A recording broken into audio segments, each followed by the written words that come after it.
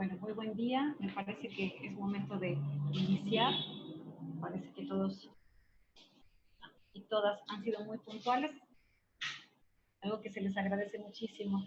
Bienvenido, maestro Juan Francisco, maestra Nelly, nuestros ponentes esta mañana. Muchísimas gracias, maestra. ¿Escuchan bien? Sí, ok, perfecto. Bueno. Muy bien. Buen día a todas y todos. Gracias. Buenos días. La Secretaría de Gobierno del Estado de Veracruz, a través de la Unidad de Género, su titular, una servidora, Doralis Martínez Cuervo, agradece participación a esta videoconferencia Interculturalidad.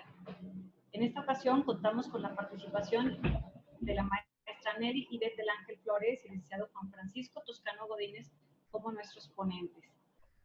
Nuevamente agradecemos que hayan aceptado en esta ocasión apoyarnos y bueno, vamos a dar una breve reseña del trabajo que ellos han estado realizando y su formación. El maestro Juan Francisco Toscano Godínez, quien es abogado egresado con excelencia académica por la Universidad Veracruzana y aceptado para el Magíster en Justicia Constitucional y Derechos Humanos por dicha casa de estudios, diplomado en Litigio Estratégico, Perspectiva de Género y Derechos Humanos. De igual forma tiene un diplomado en Juicios Orales, en Sistema Penal y Destrezas de Litigación Oral. Ha sido consultor y capacitador independiente en materia de derechos humanos e instructor como especialista invitado en diversos cursos, talleres y diplomados de la Universidad Veracruzana, Educación Continua y el Instituto de Formación Profesional de la Fiscalía General del Estado. Ha participado como concursante y asesor en concursos estatales, nacionales e internacionales en materia de debate, juicios orales y simulación de audiencias ante tribunales internacionales en materia de derechos humanos.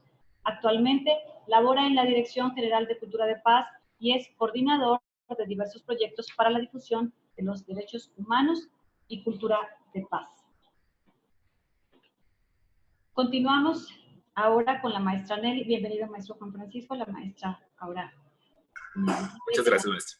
Gracias, maestro.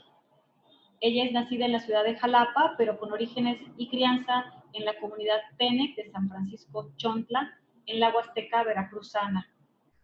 Ella es licenciada en Antropología Social por la Facultad de Antropología de la Universidad Veracruzana, maestra en Antropología Social por el Centro de Investigaciones y Estudios Superiores de Antropología Social, Unidad Golfo, y actualmente doctorante del posgrado en Desarrollo Rural de la Universidad Autónoma Metropolitana, Unidad Xochimilco, integrante del Grupo Ciudadano Huastecos Unidos por un Progreso, compuesto por ciudadanos, ciudadanas y profesionistas huastecos que radican en Jalapa, el cual desarrolla actividades de fomento de manifestaciones culturales de la Huasteca e interviene en problemáticas sociales que incumben a la población de aquella región. Se ha desempeñado como investigadora en distintos proyectos antropológicos de la UNAM, CDI y de la UB, destacando el programa Etnografía de las Regiones Indígenas de México del Instituto Nacional de Antropología e Historia, con temas sobre pueblos indígenas, lenguas indígenas, procesos socioambientales, etnoecología, etnocartografía, mapeo participativo, desarrollo rural, religión, discriminación, desigualdad social, racismo y educación. Promueve la capacitación sobre el conocimiento de la diversidad sociocultural y la atención con pertinencia intercultural en el área de la salud y la administración pública, para la cual ha impartido cursos, talleres y conferencias en instituciones como el Centro Estatal de Cancerología, CEFIPLAN, CESBER y la Universidad Veracruzana.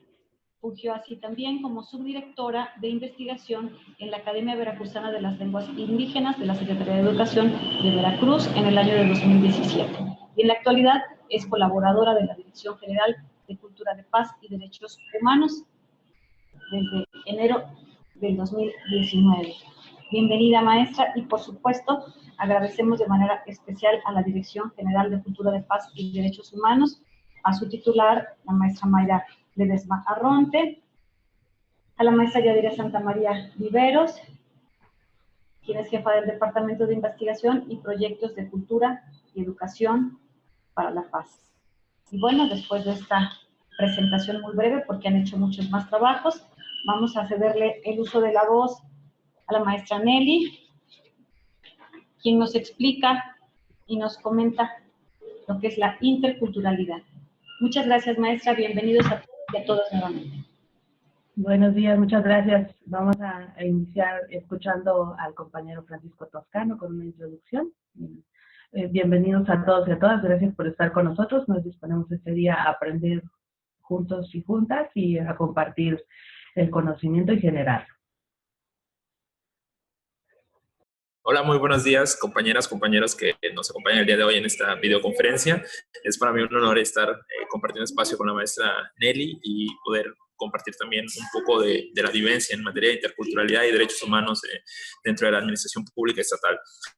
Bueno, sin más preámbulo, vamos a dar un pequeño comienzo con algunas consideraciones preliminares. Posteriormente será la maestra Nelly quien podrá hablar acerca de unos temas acerca de interculturalidad y finalmente abordaré nuevamente cuestiones de estándares aplicables en materia de interculturalidad en relación con los derechos humanos. Entonces, bueno, ya estamos aquí con la presentación. Bueno, algunos temas de los cuales nosotros hablaremos. Primero les estableceremos un objetivo, les hablaremos acerca de la cultura, acerca de la diversidad sociocultural en México y en el mundo, de un marco jurídico y acerca de la interseccionalidad. Nuestro principal objetivo es conocer acerca del enfoque de interculturalidad y los estándares jurídicos para la actuación de las servidoras y los servidores públicos con pertinencia en esta materia. Es importante que nosotras y nosotros como servidores públicos de la Secretaría de Gobierno del Estado de Veracruz podamos conocer cuál es nuestro marco de actuación, podamos conocer desde un enfoque no solamente intercultural, sino también interdisciplinario acerca de la actuación en esta materia. Entonces, este sería como un objetivo y me permito ser reiterativo dado que al final pues esperamos que se pueda cumplir con este objetivo. Bueno, algunas nociones para el desarrollo de esta sesión es que, primero que nada, que tenemos que tener la mente abierta a escuchar este contenido. Es importante que conozcan que nos vamos a referir durante toda esta participación con un lenguaje no sexista, con un lenguaje incluyente, para que se pueda visibilizar a todas y a todos. Vamos a comprender que también vamos a partir de un enfoque que no va a ser adultocéntrico, vamos a reconocer que todas las personas, sin importar nuestra edad, sin importar nuestro género, nuestra identidad de género, tenemos los mismos derechos y es importante que desde esta capacitación se empiece a visibilizar. Por esa razón, durante todo el transcurso de esta capacitación ustedes podrán ir escuchando algunos conceptos y también si tenemos como que la idea de los derechos de todas las personas, pues como que estamos contribuyendo con un granito de arena para la perspectiva de los derechos humanos. También vamos a referirnos mediante un enfoque no eurocéntrico, dado que en la mayoría de las ocasiones, cuando nosotros escuchamos acerca de la historia universal o escuchamos de algún tema relativo a los derechos humanos, inmediatamente nos regimos bajo ciertos estándares que se ven desde una postura eurocéntrica. Entonces aquí nosotros vamos a referirnos a algunas otras culturas, algunas otras identidades que es importante que nosotros las podamos recibir. Y también se hace un llamado a que podamos entender las diferencias, comprender que todas las personas tenemos particularidades dependiendo de nuestro contexto, nuestra forma de vivir, las personas con las que nos desarrollamos y todo esto que nos va construyendo día con día, al final de cuentas se crean nuevos prejuicios o se crean estereotipos. Entonces el objetivo de esta capacitación es que tratemos de eliminar también estos estereotipos acerca de las diferencias culturales y comprendamos que todos somos diferentes y que esas diferencias son las que nos hacen que merezcamos tener derechos humanos que sean respetados dependiendo de nuestras propias características. Entonces, son algunas nociones que nos gustaría que quedaran previas a la instalación de esta videoconferencia. Ahora bien, generalmente en esta etapa de esta capacitación nosotros realizamos una encuesta acerca de los idiomas. En esta ocasión, la plataforma no nos está permitiendo poder hacer una encuesta, sin embargo, si nos autoriza el comité organizador poder abrir, se me ocurre un par de micrófonos para que nos contestaran, si no nos seguimos de largo, sobre esta encuesta, sobre qué idioma preferirías tú aprender. ¿El idioma inglés y el idioma francés o el idioma totonaco y el idioma náhuatl? Entonces, no sé si existiera la posibilidad de que una o dos personas nos pudieran contestar como para hacerlo un poquito interactivo.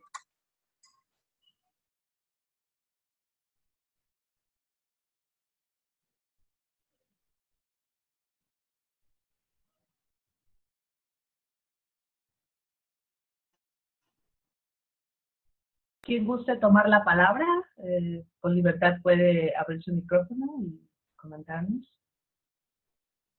Hola Nelly, hola Juan Francisco. Irán López de este lado. Buen día, adelante. Fíjate que súper interesante tu pregunta porque a lo mejor culturalmente hablando yo te pudiera decir que a lo mejor el náhuatl, ¿no? Es por ser algo de nosotros, de la cultura mexicana. El inglés, porque también nos puede abrir muchas puertas y a lo mejor es una lengua, un idioma que es universal, pero aprender algún dialecto también para nosotros como mexicanos sería bastante interesante. Muchísimas gracias. No sé si alguna segunda persona quisiese abrir su micrófono y exponernos qué preferiría idiomas aprender, inglés y francés, o náhuatl y totonaco. No sé si alguna otra persona. Hola, buenos días. ¿Sí me escuchan? Es que Sí. intenté hace un momento, pero no se podía. Bueno, a mí en lo particular me gustaría aprender náhuatl y totonaco. A lo mejor, creo que más totonaco por las raíces que tengo. Mi abuela era monolingüe y precisamente era totonaca, entonces me gustaría aprender ese idioma. Digo, igual como decía el compañero, el inglés y el francés probablemente sean idiomas que nos puedan abrir puertas hacia otros lugares, pero bueno, estos idiomas, el náhuatl y el totonaca, pues ya se están perdiendo, ¿no? Entonces, como para seguirlos conservando también. Muchísimas gracias, Sheila, y muchísimas gracias, Iram. Precisamente acabas de mencionar un concepto que me parece muy interesante. Dices, vamos a hablar estos idiomas que ya se están perdiendo, pero también mencionas, quizás el inglés y el francés te puedan abrir nuevas puertas. Y desde esa postura nosotros hemos apreciado a lo largo de nuestra experiencia que muchas veces tiene una concepción de superioridad del idioma inglés y del idioma francés respecto a algún idioma que tenemos dentro de nuestro país. Entonces, generalmente esto se basa en algunos prejuicios, en algunos estereotipos, y llega a pensar que uno te puede abrir más y mayores oportunidades sobre otro, ¿no? Sin embargo, esto es totalmente basado en algunos prejuicios. Como lo mencionábamos en algunas nociones preliminares antes de iniciar esta videoconferencia, vamos a tratar de expandir un poco los horizontes. Esto lo vamos a ver sobre el final, únicamente es como unas nociones introductorias. Y bueno, pasemos a... aquí hay una reflexión acerca de una actividad. Entonces, ahora vamos a darle el uso de la voz a nuestra compañera Nelly para que nos dé unas palabras. Prisma, Cuenchal, Alba, Kichulich, Ushunchik e Inipchik, Nananin Nelly del Ángel, Dirección General de Cultura de Paz y Derechos Humanos, Nananin Ushun Enek, de San Francisco Chontla, Veracruz, y Huasteca Veracruzana, Nananin Culbetalab, Techeshue, Cuenchalchik, Nananin Cautenek, Huasteco, Cauintalab, Shue, Nechitohnal, na interculturalidad, ni derechos humanos, ni unidad de género, Secretaría de Gobierno, Nechitohnal, an Culbentalachik, an aprender. Halinchich Cuenchal. Muchísimas gracias, Nelly. Aquí, muchísimas gracias por tus palabras, muchísimas gracias por tu conocimiento. Y esto es parte de una dinámica que también tenemos nosotros. Me gustaría que dos nuevas personas me contesten una pregunta. Quiero que alguien me diga si entendió algo de lo que nos dijo la compañera Nelly.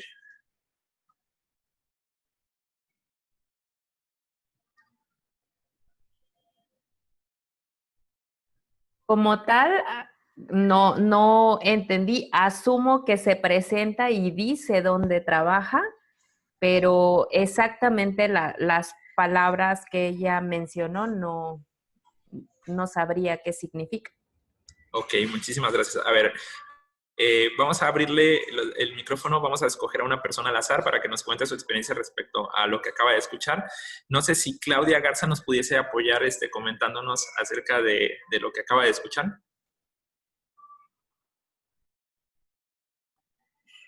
Sí, claro, buen día, con gusto. Me genera mucha inquietud saber qué dijo la compañera, igual intuyo por el contexto que manejó, pero cuando tú haces la pregunta de qué prefieren aprender inglés, francés, náhuatl o español, Yo creo que es un aprendizaje que debemos de tener por ser nuestra nación y nuestras raíces, pero también por la expansión y la profesionalización que significa los demás idiomas. Pero me queda claro que el aprendizaje es diario y que debemos de aplicarnos sobre todo a nuestras raíces para fomentar y fortalecer lo que somos, quienes somos, inglés y francés, y hacia dónde vamos y qué es lo que queremos. Muchas gracias, buen día. Muchísimas gracias, compañera. Sí, la verdad es que cuando yo escucho hablar a una persona en un idioma distinto a los que tradicionalmente se comprenden como el idioma inglés o francés, que creemos que esos son todo, siento muy bonito. La verdad es que comparto esa experiencia, se siente muy bonito escucharlo. Son idiomas que son muy bellos al oído. Sin embargo, yo no domino el idioma que acaba de hablar la compañera Nelly, y supongo que la mayoría de ustedes tampoco lo han de conocer, ¿no? Entonces, ¿qué pasa en este momento? Ustedes no saben exactamente lo que dijo, tienen una idea de que ella se presentó, de que dijo que estamos bienvenidos a la Conferencia de Interculturalidad y Derechos Humanos, que forma parte de la Dirección de Cultura de Paz y Derechos Humanos, pero no logramos tener la certeza sobre qué es lo que acaba de decir. Eso mismo pasa cuando una persona de un pueblo, comunidad indígena, cuyo primer idioma es el que acaba de hablar Nelly y su segundo idioma es el español, acude con nosotros a las dependencias. Es natural que ellos no alcancen a comprender todo lo que nosotros estamos diciendo. Entonces, con esto es un llamado a la reflexión. Muchas veces nosotros creemos que el español lo es todo, que el español es el que debe regir todo, pero también tenemos que tener empatía hacia las personas usuarias de la Secretaría de Gobierno, que no todos son hablantes de primer idioma, del idioma español, sino que también pueden haber alguno que hable náhuatl, totonaco, zapoteco, entre otros idiomas, ¿no? Entonces, este es como que un llamado a la reflexión antes de pasar ya a los temas de interculturalidad y los estándares en derechos humanos, llamado a la reflexión de que comprendamos que hay personas que quizás por pena no nos van a decir que no entienden el idioma, o que quizás por ese simple hecho de no dominar completamente el idioma español se van a abstener de solicitarle un servicio a la Secretaría de Gobierno. Entonces es importante que nosotros vayamos comprendiendo todos estos estándares y bueno, finalmente lo dejo para la reflexión, ya que pudimos tener esta experiencia. Entonces más adelante les seguiré hablando yo y ahora le cedo el uso de la voz a la compañera Nelly. Gracias, compañero Francisco. Pues gracias por escucharme. El idioma que yo hablo, que se habla en mi familia, es el idioma Tenec o Huasteco. Es un idioma que se habla en la Huasteca veracruzana y en la Huasteca potosina. Un idioma de un pueblo de origen maya. Somos el único pueblo de origen maya fuera de la península de Yucatán, fuera del área nuclear maya, a más de 1000 kilómetros. Una cuestión ahí histórica que si quieren algún día platicamos de eso. A mí me encanta la historia de mi pueblo, historia que en muchos casos es no oficial, pero que es importante y que es realmente, creo yo, una lástima, una pena que en nuestro propio país o estado no se conozcan estas historias de nuestros pueblos, ni nuestros propios miembros muchas veces las conocemos, ¿no? Entonces, bueno, vamos a entrar al tema. Gracias al compañero Francisco por liderar esta dinámica que esperemos que les haya despertado el interés. Adelante, por favor, con las diapositivas. La siguiente, bueno, en 2 más me parece. ¿Puedes, Francisco? ¿O le debo dar yo? Perdón, es que tenía un problema que no me deja avanzarlo. Déjame ver. Ya se pudo. Muy bien, bueno, pues rápidamente, quizá quienes nos acompañaron en una sesión pasada que hablamos de perspectiva de género, empezaba yo y me interesa volver a empezar con este tema de la cultura, muy brevemente, porque es un concepto importante porque define lo que nosotros somos como sociedad. Lo sabemos, somos parte del reino animal, pero somos una especie que se ha construido a sí misma a través de la cultura, a través de los procesos de darle significado a las cosas, darle significado a los aspectos biológicos, ¿no? Decíamos la vez pasada, como para nosotros tiene un significado, una manera de hacerlo, cosas tan básicas como comer, como defecar, como procrear. Nosotros le damos ciertos significados, hacemos ciertos protocolos sociales, ciertos rituales. Es decir, nos alejamos de esa manera a través de la cultura de los instintos, de los simples instintos, de los simples, como se pensarían, condicionantes físicas, ¿no? Por ejemplo, las cuerdas vocales están en realidad hechas para... es un sistema que tienen todos los animales y está hecho más bien para deglutir, para tragar, para respirar. Y los humanos lo hemos amoldado y lo hemos amoldado de maneras diferentes para hablar. Esa es la razón por la que en mi idioma nosotros utilizamos la glotis para hablar. Es algo que no se hace en español. Nosotros decimos alam, que es calabaza. Usamos la glotis para hablar. Y en algunos idiomas la usan de una manera impresionante, como algunos idiomas siberianos. Entonces, esto es la cultura. Todos tenemos el mismo aparato fonador, es decir, el mismo aparato que saca sonidos. Todos y todas los humanos en la Tierra lo tenemos igual. No obstante, culturalmente lo ocupamos diferente. Entonces es importante que entendamos el fundamento de la cultura en nuestra constitución como sociedades. La siguiente, por favor. Aspectos importantes de la cultura es que esta cultura es dinámica. No es dada biológicamente, naturalmente. Nosotros la hemos construido, es un hecho social, que quiere decir que lo construimos en sociedad. No es mi cultura como Nelly del Ángel, ni la cultura del compañero Francisco, ni solo la de la compañera Doraliz o la compañera Sheila, el compañero Irán. Es la cultura de los grupos a los que pertenecemos y cómo nos movamos en ambientes de territorio, de países, de idiomas, de climas incluso. Nuestra cultura cambia. No es inacabada en ese sentido, se ha estado transformando desde que la humanidad es humanidad. Ese es su atributo y se seguirá transformando por lo que es dinámica y aprendida. Nosotros la aprendemos en la sociedad. A diferencia de que dicen que algunos, leí que unos les ponían al nacer a unos polluelos una imagen de un gavilán en un lugar. Nace el polluelo y ve el gavilán e instintivamente se oculta. Se esconde del gavilán, sabe que es un animal depredador, aun cuando acaba de salir del huevo. Si nosotros como bebés salimos del vientre y nos ponen en la imagen de la Llorona, no vamos a correr instintivamente, no nos vamos a asustar, no nos vamos a...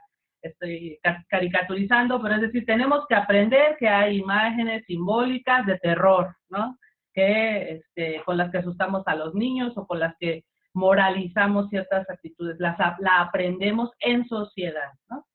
Y es diversa, esto es algo muy importante, es un tema importante para hoy, y es creativa, entre otros componentes que, bueno, les quise poner aquí los básicos. La que sigue, por favor. Siempre ha habido, les decía, es una característica de la cultura de su diversidad. Siempre ha habido diversidad en el mundo y poco la reconocemos y poco la valoramos. Estamos muy dispuestos a veces, al menos en el discurso, no necesariamente en las acciones, a proteger a la diversidad biológica, la vaquita marina, la ballena gris, sobre todo la fauna, algún tipo de atención a la flora, a los alimentos, pero poco pensamos que también la diversidad cultural que compone al mundo es básica para su desarrollo. El hecho de que en México tengamos zonas donde todavía hay agua que surte a las ciudades, muchas veces es resultado de la cultura que vive allá en la sierra de manera diferente a como vivimos en las ciudades, y que con su manejo del medio ambiente basado en su cultura ha cuidado esa agua, la ha incluso hecho producirse, y gracias a eso nosotros le abrimos a la llave y llega ahí en el baño de la Secretaría de Gobierno, ¿no? Entonces, esa diversidad cultural, si ellos se comportaran, trabajaran la tierra, hicieran sus actividades productivas como nosotros lo hacemos, esa agua no nos llegaría a las ciudades, ¿no?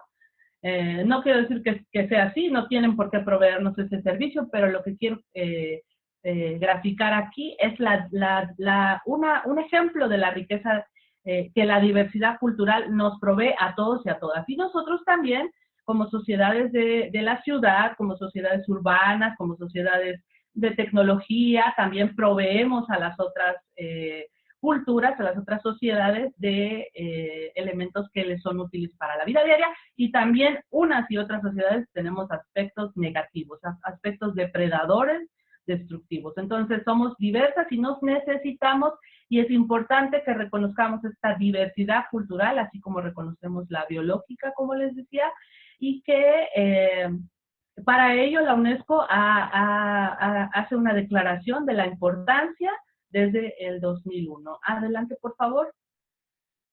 Esta diversidad es infinita, es abundante, culturalmente la vemos en aspectos lingüísticos, biológicos, porque también incluso el cuerpo se ha moldeado a través de la cultura. Sabemos que en ciertas sociedades se deformaban los cráneos, en otras se hacen tatuajes, se hacen piercings, la gente se broncea, se corta el cabello, se lo pinta, es decir, estamos moldeando biológicamente y también por dentro, ¿no? Nos hacemos liposucciones, estamos modificando nuestro cuerpo y bueno, ya llegando a los extremos de lo que se está intentando, ¿no? De modificaciones a niveles ya genéticos. Hay diversidad ecológica, diversidad sexual, de la que hemos hablado mucho en Secretaría de Gobierno y que intentamos entender en estos momentos de nuestra sociedad en que todavía hay mucha discriminación. Y bueno, esta diversidad cultural, entonces, como les decía, implica una multiplicidad de formas en la que estas culturas se expresan y se agrupan. La siguiente, por favor. Bueno, en el mundo, y esta es una cifra de ayer, hay 7,000 millones más lo que se suma de habitantes, más lo que se sumó de ayer a hoy. Hay un contador en internet, si lo buscan, cada segundo están subiendo las cifras, y había hasta el año pasado 7,106 lenguas. ¿Cuántas hablamos cada uno de nosotros y nosotras, ¿no? O sea, yo marco unas 4, ¿no? Un poco de francés, un poco de inglés, un poco de TENEC y español, ¿no? ¿Cuántas en realidad hablamos? ¿Cuántas conocemos, no? México, con sus 120 millones de habitantes, esta que está aquí es una cifra de 2015, pero sabemos ahora que ya superamos los 120 millones. Bueno, así habíamos hecho las cuentas antes del COVID, ¿verdad? Hay que cuidarse para que sigamos siendo... Bueno, no tenemos por qué morir en esas condiciones, pues, no es que esté bien que seamos demasiados y demasiadas. Y hay 68 agrupaciones lingüísticas. Con todo respeto, cuando algunas de nuestras autoridades dicen, vamos a hacer en esta administración que nuestro país sea bilingüe, por Dios, niegan la historia. Somos un país multilingüe, pluricultural y multilingüe. Hay 68 agrupaciones lingüísticas que hablan más o menos 300 variedades de idiomas, ¿no? Entonces, cada idioma nos está hablando de un tipo de ser, de un pueblo, de un origen que muchas veces es extranjero, y que está compuesto también por una diversidad de pueblos que han venido desde la colonia, pero también a través de muchas oleadas posteriores, que están en todo el país y que no debemos negar su presencia, ¿no? Menonitas, judíos, libaneses, italianos, chinos, gente que tampoco habla a veces bien español, pero de esos no nos fijamos, ¿no? Esos no hay problema si escuchamos un acento español mal pronunciado porque viene del inglés, a diferencia de si escuchamos un acento mal pronunciado del español que viene del totonaco, ¿no? Seamos conscientes de la diversidad que hay y de cómo la tratamos, ¿no? De cómo nos relacionamos con ellas por los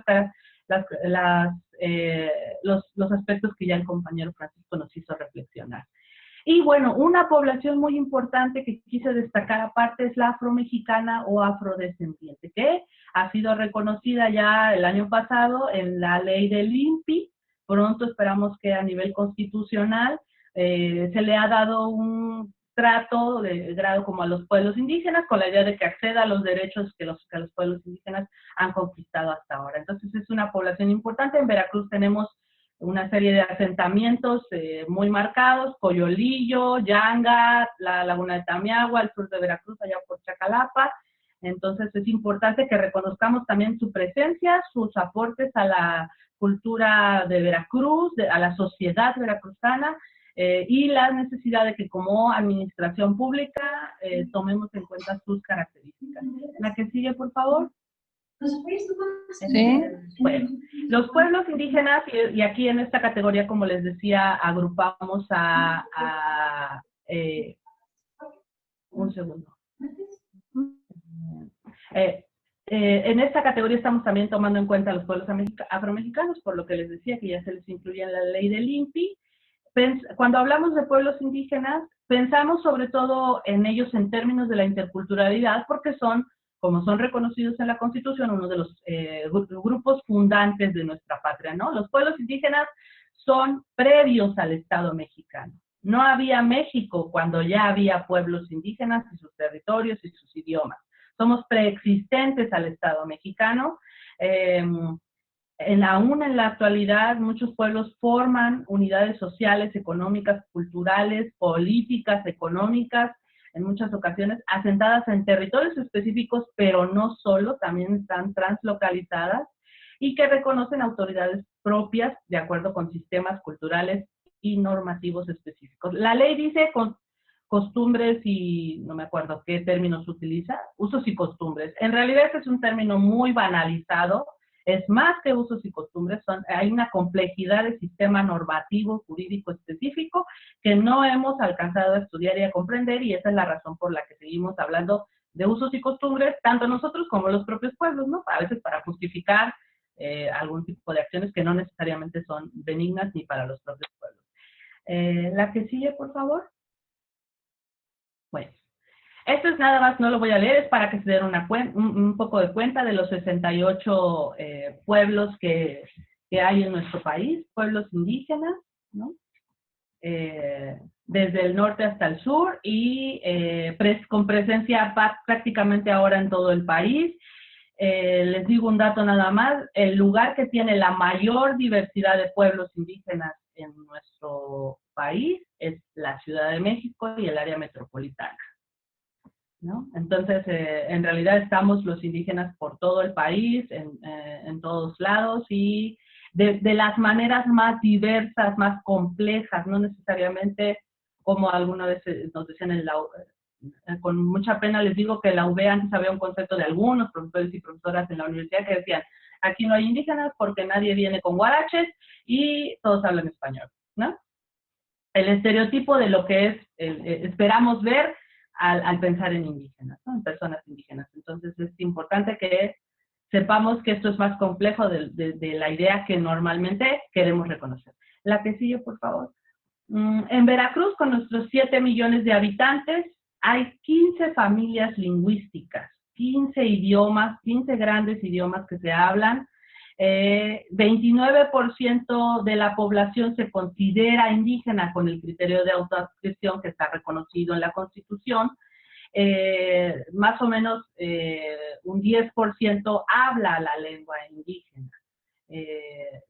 Porque por las cuestiones de discriminación y de lo que se reflexionaba al principio, no es gratis que no se considere útil aprender un idioma indígena, sino que si no hay dónde desarrollarlo, si yo voy a ir al Seguro Social y quiero una consulta y quiero explicar mi tratamiento y hablo mi idioma, no me va a servir de nada. Si yo quiero estudiar, si yo quiero solicitar un trámite, me va a ser un obstáculo incluso. Entonces las familias, nuestros padres, como mis padres, consideraron, yo no le voy a imponer esa carga, ese límite a mis hijos y no les voy a enseñar el idioma. Mis hermanos y yo lo aprendimos en la comunidad, pero no como una intención de nuestros padres, porque ellos benignamente pensaron, ¿por qué yo voy a imponerle este sufrimiento que yo he pasado de discriminación, de subalternización, de que sea un límite para mis hijos esto? Y nosotros como administración pública tenemos que ir cambiando eso. No quiere decir que tengo que aprender los 15 idiomas que se hablan en el estado, ni siquiera los 2 o 3 que se hablan en la región donde vivo o trabajo, no necesariamente, ojalá que sí, ojalá se enseñaran en las escuelas, pero al menos lo que podemos hacer es reconocer que están ahí y que esa diversidad ahí se encuentra. Entonces, 4.07% de los habitantes de nuestra población se considera afromexicana, que desciende de población africana, que por cierto nuestro estado no solamente procede de los tiempos coloniales en que fueron traídos como esclavos, como personas en situación de esclavitud a nuestro país, sino que también a través de grandes migraciones cubanas, de Centro y Sudamérica que han llegado en el siglo pasado e incluso en el presente. Y bueno, lo que les decía, el 10% habla alguna lengua indígena, y de este 9.19%, 10% que habla idioma indígena en nuestro estado, 7.92, o sea, casi el 10% de ese 10% dice no hablar español. Es un dato importante porque nadie lo cree, o sea, yo he visto mucha incredulidad en las personas, sobre todo las servidoras y los servidores públicos, pensando, no, esta gente es tonta, esta gente no estudió, esta gente no quiere progresar, esta gente no se sabe la ley, no estudia. No, esta gente no está hablando tu idioma, ¿no? No tuvo las oportunidades, no tuvo la opción, y probablemente entonces tú estás hablando con alguien a quien solo le estás emitiendo sonidos y palabras que quizá le suenan a algo, como le sonaban las que yo decía, pero que en el fondo medio cree que agarró un mensaje, ¿no? Y tú medio crees que le diste un mensaje, y es importante para nuestra labor como servidoras y servidores públicos que seamos conscientes de que probablemente tenemos que hacer un esfuerzo, hacer más sencillo nuestro discurso, nuestros trámites, nuestros procedimientos para acercarlos a las personas y que tengan la efectividad que buscamos. Es nuestra obligación y no el de las personas, ¿no? Nosotros somos los servidores y servidoras públicas. Muy bien, la que sigue. Estos son los pueblos indígenas que hay de histórico en nuestro estado.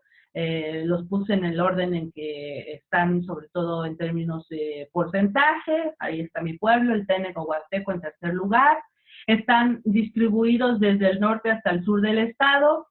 Hay los pueblos chinanteco, zapoteco, mazateco y mixteco vinieron a nuestro estado, bueno, han venido en oleadas históricas desde hace tiempo, pero vinieron sobre todo a través en los tiempos de las construcciones de las grandes presas de Oaxaca, y también de la erupción del Chichonal en Chiapas. Entonces fueron reubicados, traídos a nuestro estado.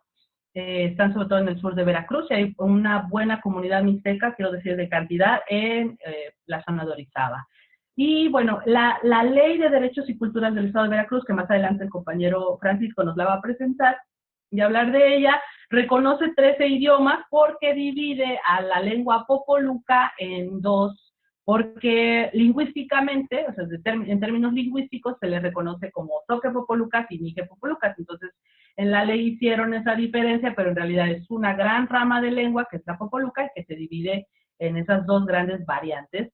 Y la maya, que ahí yo creo, con todo respeto, no conozco a las personas que hicieron esa propuesta de la ley, pero creo que hubo una confusión porque, como les decía, el pueblo Tenec o Huasteco es un pueblo maya.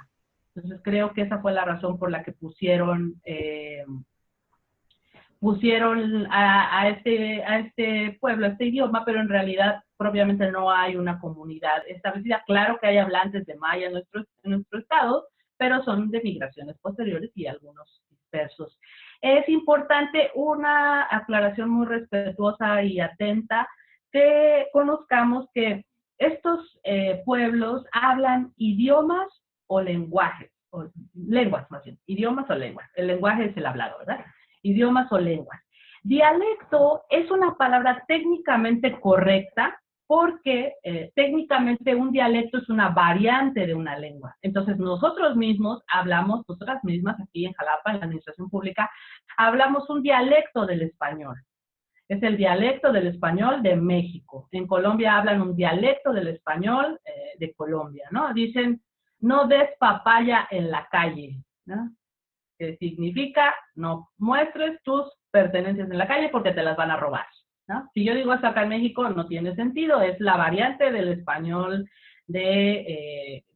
la variante dialectal o el dialecto del español de Colombia. Así que amablemente, atentamente les suplico que se dirijan a las lenguas indígenas como idiomas o lenguas, porque dialecto técnicamente es correcto, como les digo, pero históricamente se le ha usado para a darles esta categoría de un idioma de segunda, de un idioma, es un concepto ahora de uso peyorativo. Entonces, dirijámonos a las lenguas e idiomas indígenas como lenguas o idiomas, a menos que queramos decir el dialecto del náhuatl de la Huasteca y el dialecto del náhuatl de la Sierra Zongolica. Esos sí son dialectos, son las variantes del idioma, pero juntos hacen el idioma náhuatl. Muy bien.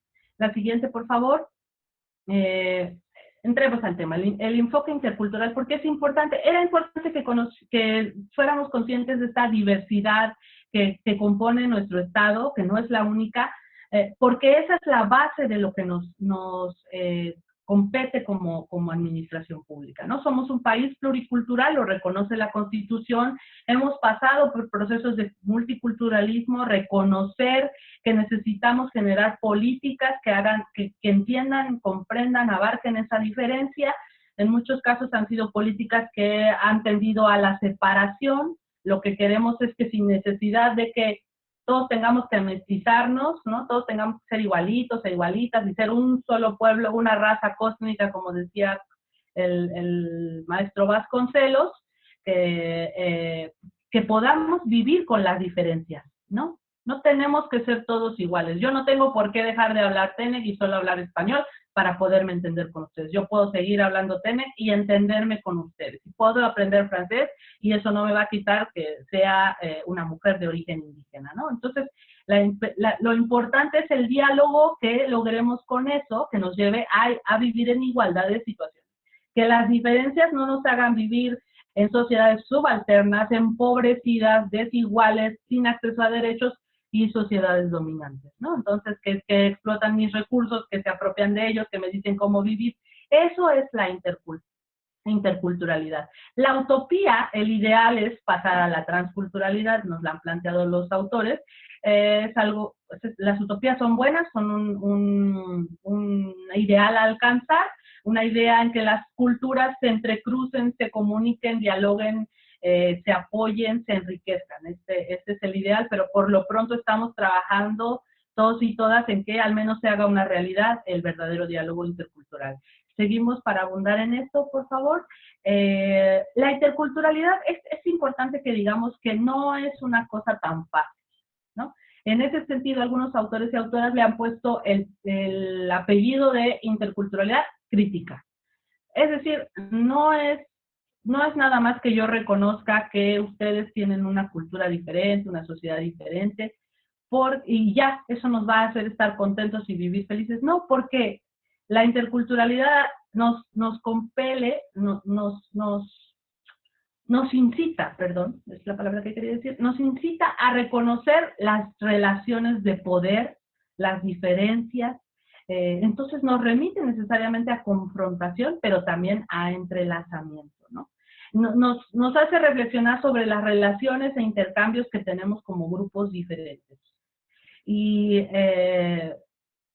implica que reconozcamos que hay una necesidad y que está presente la negociación, el conflicto y los préstamos recíprocos. Yo conocí a la compañera Sheila en el SECAM, cuando los doctores allá están interesados, el personal, en entender a sus pacientes de origen diferente, y salían muchos ejemplos, ¿no? Cuando se decía, la cuestión de reconocer que un doctor tiene una posición de poder sobre sus pacientes, que no nada más viene de su posición de especialista sobre un lego, sino también de ser una persona de una sociedad dominante, una sociedad con un idioma impuesto a la otra sociedad, ¿no? Una sociedad dominante en ese sentido también, y que entonces el paciente se encuentra en una posición específica de subalternidad, de dominio, que debe ser clara, ¿no? La tenemos que tener clara. La que sigue, por favor. Entonces, lo que algunos autores para que nos sirva la interculturalidad han propuesto es pensar en algo que un autor portugués llama el principio de incompletud. Tenemos que reconocer que no somos sociedades completas, acabadas, perfectas, ¿no? Que nos hace falta, en el ejemplo que yo les decía, que quienes han cuidado el agua en la tierra lo sigan haciendo, porque no vamos a ir a vivir a la tierra.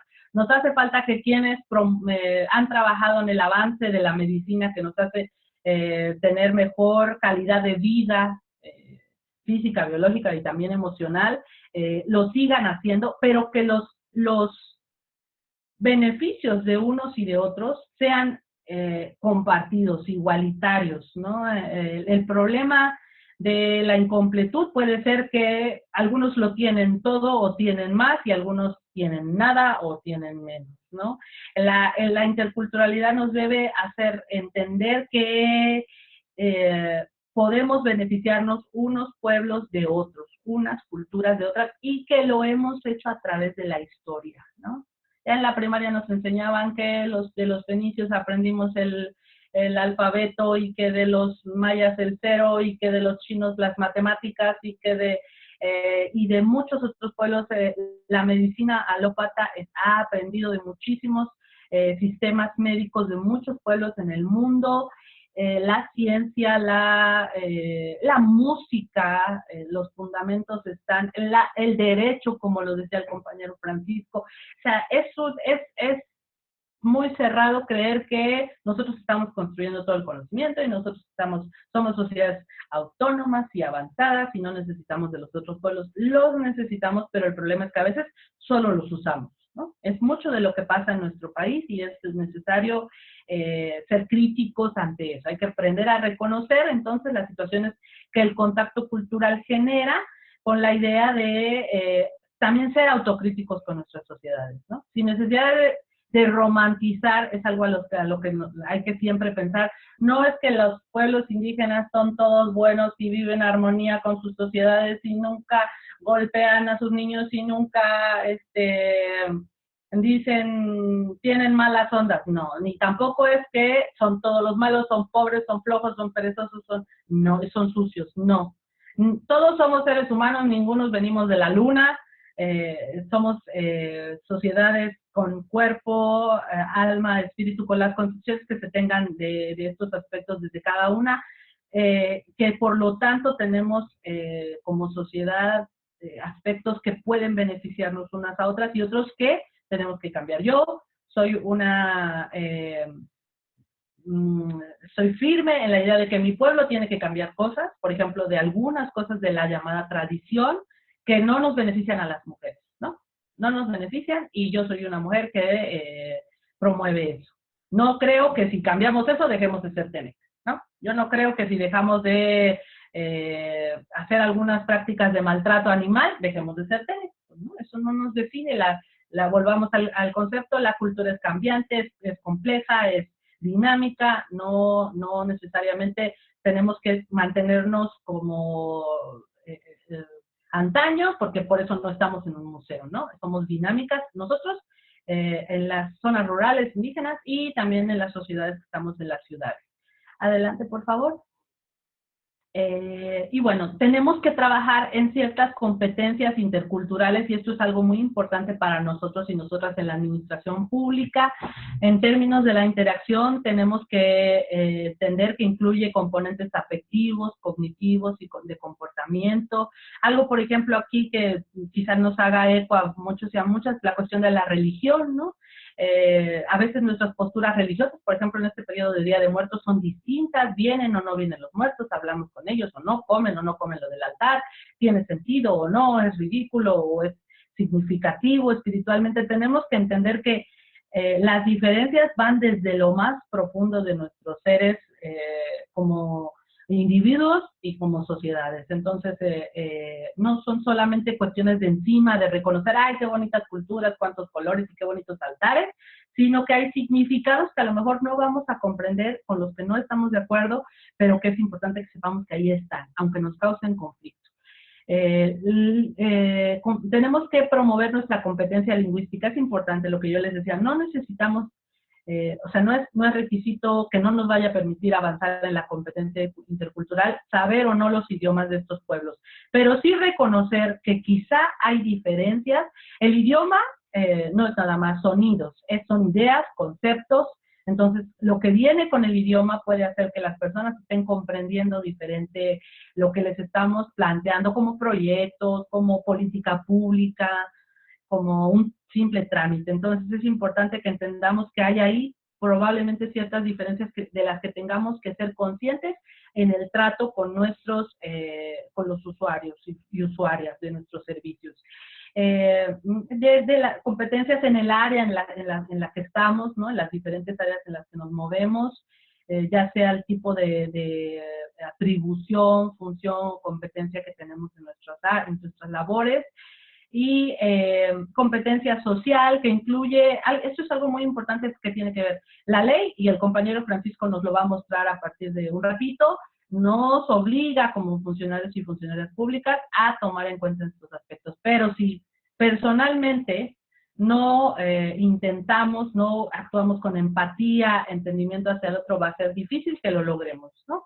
Entonces necesitamos dar un poco de voluntad, como decía el compañero Francisco al principio, permanecer abiertos a las diferencias, a la otredad, a lo diferente, a lo que nos puede causar conflicto.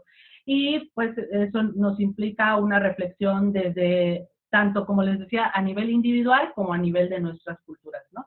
No necesitamos satanizar nuestras culturas para entender a las otras, ni viceversa. Necesitamos entender que cada una tiene sus contradicciones y que con esas contradicciones que pueden generar conflictos necesitamos avanzar, como nosotros decimos desde la cultura de paz, con una resolución pacífica de conflictos, ¿no?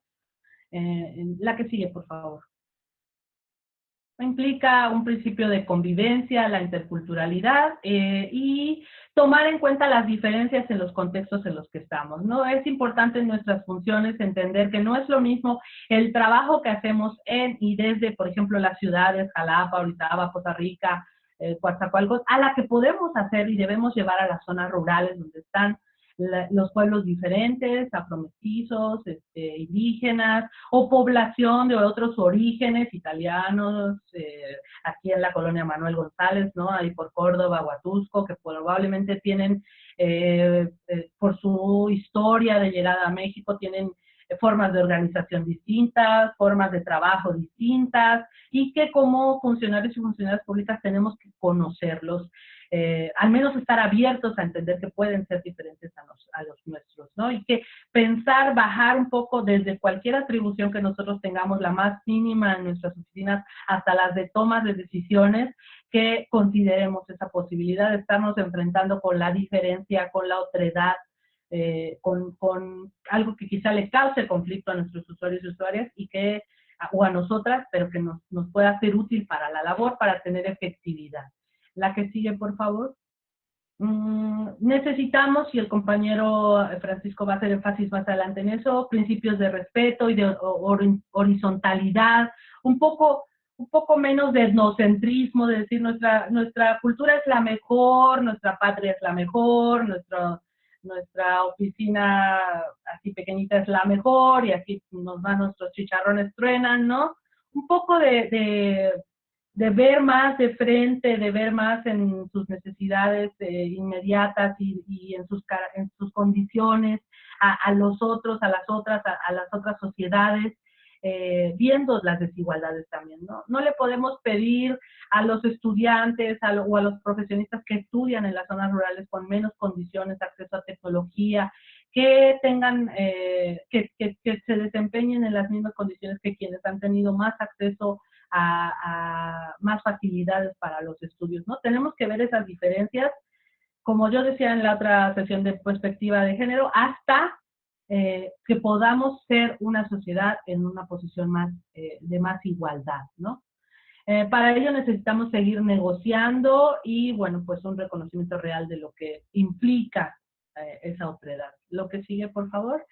Y bueno, estoy terminando con mi participación sobre esta reflexión para que pasemos a los aspectos de las atribuciones que tenemos, lo que nos fundamenta en la administración pública estatal. ¿Por qué es importante que la interculturalidad en la administración pública, en nuestro desempeño?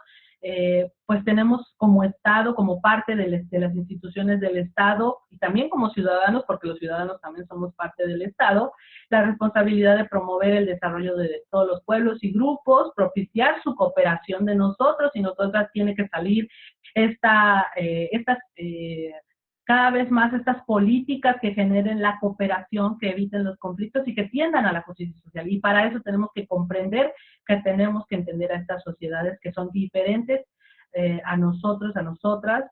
Nosotros mismos en la administración pública lo somos, porque yo estoy hablando como si los pueblos indígenas fueran otros, pero la mayoría de nosotros y nosotras venimos de zonas distintas a la urbana necesariamente al estado de Veracruz, y hay muchas diferencias.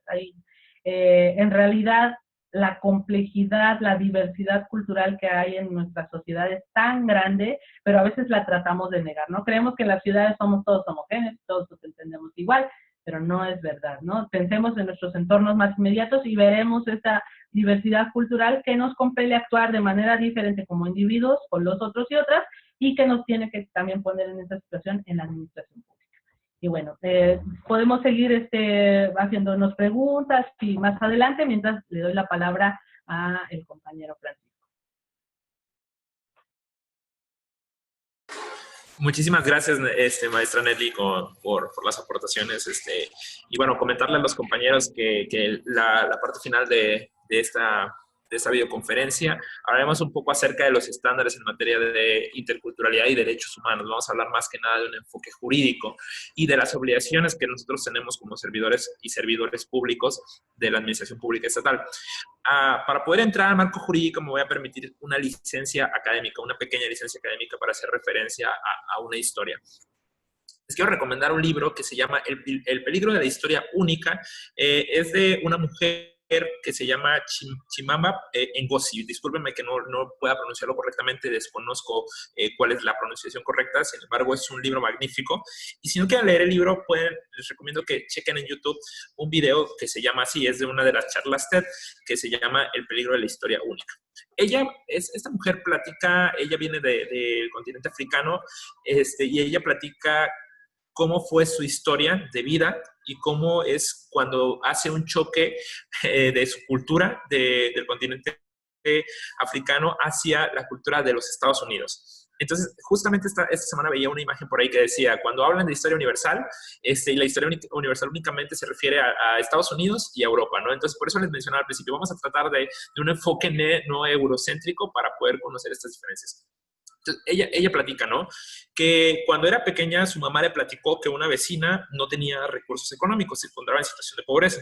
Entonces dice ella, bueno, pues yo pensaba llegar a su casa y que en su casa me iban a decir, me iban a recibir sin una silla, no iba a tener donde sentarme. Y pues ya no, decía, no me van a poder ofrecer comida porque seguramente ellos no tienen ni para comer ellos, ¿no? Esa era la historia que tenía ella. Entonces, ¿cuál fue mi sorpresa cuando yo llego a la casa de ella, que me ofrecen que me siente y me ofrecen, y es como se supone que la historia que a mí me contaron era que ellos no eran pobres y por tanto, desde mi concepción, pues ellos no tenían para comer. Dice, luego siguen pasando muchas cosas, ¿no? Y yo tomo mi primer vuelo del continente africano hacia América. Entonces, dice, algo que me dio mucho choque cultural fue cuando dicen, vamos a hacer en este recorrido, vamos a pasar por Francia, por Italia y por África, haciendo referencia a que África era un país, es decir, para una visión eurocentrista o americanista, vamos a decir que esto es lo único que existe, esta es la única visión que nosotros tenemos. Entonces ella decía, ¿por qué tiene que referirse a África como si fuera un solo país? Y dentro del continente africano tenemos tantas culturas, tenemos tantos países, tenemos tantos idiomas. Y dice, finalmente, yo llego a los Estados Unidos y llego con mi compañera de cuarto, llego con mi roomie, y entonces cuando le platico que yo vengo de un país del continente africano, me preguntó que cuál era la música que yo escuchaba. Y dice, ¿qué es lo que pensó mi compañera? Ella pensó que yo iba a poner un disco, donde iba a empezar a escuchar música, como bajo el estereotipo de lo que es la música africana, ¿no? Que iban a ver personas danzantes, tocando una, no sé, se me ocurre un instrumento típico de África. Dice, pero su sorpresa fue tanta cuando yo le platiqué que mi artista favorita era Britney Spears. Entonces, este es un choque cultural, ¿no?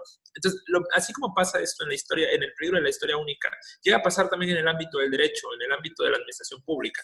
Nosotros conocemos, de acuerdo a lo que nos han enseñado en la escuela, lo que nos han enseñado en las universidades o lo que vemos en el día con día, y llegamos a creer que lo único importante y lo único existente es tanto nuestro idioma como nuestras culturas. Entonces dejamos de lado qué es lo que pasa con otras culturas distintas, ¿no? Entonces, cuando nosotros nos quedamos con la historia única, pues vamos a hacer la roomie de esta chica, escritora del libro, que pensaba que para ella la música africana iban a ser personas danzantes, pero realmente no, hay un diálogo intercultural en el que se va a hacer un intercambio, y no solamente lo que nosotros les vamos a ofrecer a ellos es lo bueno, ellos también tienen cosas con las cuales vamos a poder interactuar.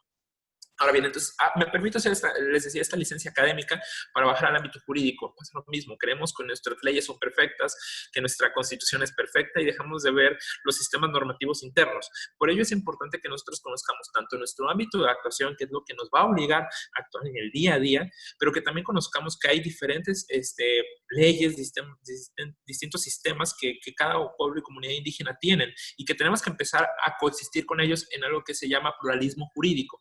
Este pluralismo jurídico, perdonen por el concepto que llega a ser muy técnico, pero se encuentra gestándose dentro del derecho internacional. Entonces, forma parte de 3 estadios muy importantes que hablan de diálogo, de la inclusión y de pluralismo jurídico. Esos 3 actores específicos, el diálogo, la inclusión y el pluralismo jurídico, van a realizar que se pueda tener una adecuada convivencia entre el derecho de las comunidades indígenas, el derecho interno y el derecho internacional. Y de esta manera se permite que nosotros podamos convivir perfectamente con alguien de otro país, como lo que podría ser alguien de nuestro propio país, pero que también habla un idioma distinto y que tiene unas costumbres totalmente distintas. Ahora bien, también aquí en el estado de Veracruz, nosotros somos personas que nos encontramos siendo parte de una misma mezcla, ¿no? Hay también un documental muy bueno, una segunda licencia académica que me permito, que se llama La Cuarta Raíz, que habla cómo dentro del estado de Veracruz nosotros nos hemos ido gestando a través de 3 principales culturas, pero que también hay una cuarta. Entonces, es muy interesante porque aquí ellos hablan acerca del son jarocho, ¿no? Pero lo mismo que pasa con el son jarocho pasa con nosotros, con nuestro sistema jurídico, con nuestras costumbres, con nuestra forma de ver las cosas, ¿no? Ahora bien, una vez terminadas mis 2 licencias académicas, me permito ya retomar el ámbito jurídico. Nosotros nos vamos a regir en el ámbito internacional por la Convención Americana sobre Derechos Humanos, que es el instrumento más importante de nuestra región, de la Organización de los Estados Americanos, pero también por un convenio que forma parte de la Organización Internacional de Trabajo, que es el convenio número 169, que habla en lo relativo a los pueblos y comunidades indígenas. Entonces, muchas personas me preguntan esto, pero ¿qué hace la Organización Internacional del Trabajo hablando de pueblos y comunidades indígenas? Bueno, es dentro de esta parte del sistema universal de derechos humanos, dentro del sistema de Naciones Unidas, donde se gesta este contenido y la protección de los pueblos y las comunidades indígenas, que no únicamente es hablar de algo en concreto, no nada más es hablar de una cultura indígena y ya se acabó, no, ellos también tienen muchas variantes, tienen concepciones distintas, no todos los pueblos indígenas llegan a tener las mismas concepciones, pero lo vamos a ver ahorita en un par de minutos. Luego la Constitución Política de los Estados Unidos Mexicanos, que rige la actuación de todos los servidores públicos, la Constitución para el Estado de Veracruz y, entre otras, la Ley de Derechos y Culturas Indígenas para el Estado de Veracruz, como ya lo mencionamos hace un momento. Quiero hacer una pequeña nota también aquí, que estamos haciendo de manera enunciativa algunos estándares que consideramos que son los aplicables para la administración pública. Sin embargo, hay más estándares que pueden ser consultables. Está la jurisprudencia de la Corte Interamericana, están los órganos de supervisión de tratados internacionales, están las observaciones de los órganos, de los propios órganos de supervisión de tratados. Nos encontramos con un estándar amplísimo. Sin embargo, nosotros lo vamos a tratar de acotar a esos instrumentos jurídicos. También dentro del Estado de Veracruz, para la administración pública, contamos con una declaratoria de emergente por crisis de violaciones graves a derechos humanos, en el que claramente también forma parte esta cuestión de la interculturalidad e incluso también el programa especial de Cultura de Paz y Derechos Humanos, 2019-2024, es importante que todas y todos los servidores públicos los conozcamos. Ahí se hace un diagnóstico acerca de cómo estaba el estado de Veracruz al momento de la creación de este programa, y posteriormente también se hablan acerca de unas metas y unas líneas de acción. Entonces, si nosotros conocemos este estándar, nosotros podemos realizar nuestro trabajo con este enfoque intercultural, y me atrevo a sumarle otros dos: un enfoque de derechos humanos, un enfoque de género y un enfoque de interés superior de las niñas más disidentes.